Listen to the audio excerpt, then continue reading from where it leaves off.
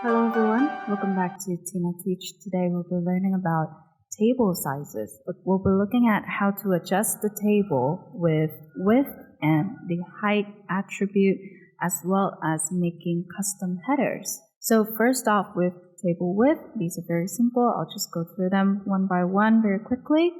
So you can add CSS style to the table with the width of 100%. Now to column width you can add it to table heading and table data, once again with the same CSS attribute, with width 70% and width 65%. Okay. Next up, row height. Since it is height, we'll be using pixels instead of percentage. And with row height, obviously you can apply it to table row or the tr element. Style height 120 pixels. So for this slide, I have everything that we've looked at so far. I have table style width and then table row height, as well as column width for table headings and table data. Okay. Next up, we'll be looking at different ways that we can customize our headers to make it prettier or to restructure it to suit our taste, because, the default is just very simplistic.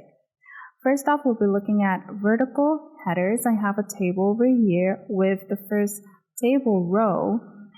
Table heading is flavors, okay? But down here to table data, I have strawberry and chocolate. So what this does is that flavors will encompass strawberries and chocolate. Okay.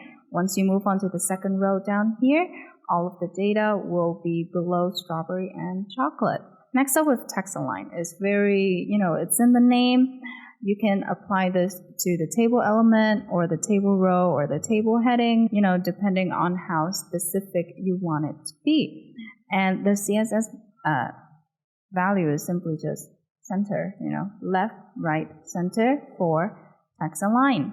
Okay, here we have multiple columns. What does this mean? For example, I want one heading to contain like 2 columns like this, okay? Now, we have once again, the text align center to table row, and for table heading, we have the attribute col span or column span, and you can put in number 2, number 3, number 3, number 4, number 5.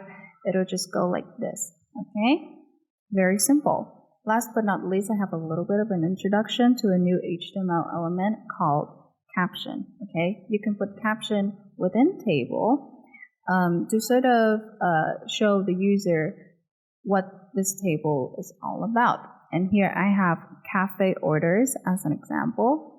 And down here in table row, I have table heading, and table heading once again for the food menu and the drinks menu. Okay, so you can see, this is a listing of all the foods and the drinks that are available in this cafe. So first I'm gonna have a table, okay, and in this table I'm gonna add some styling. Width is 100%. Oops, no spaces there, 100%. Now with 100%, the table width will take up the whole website. Whichever space is available, it will take up, okay? Text align is center, and now let's go down here.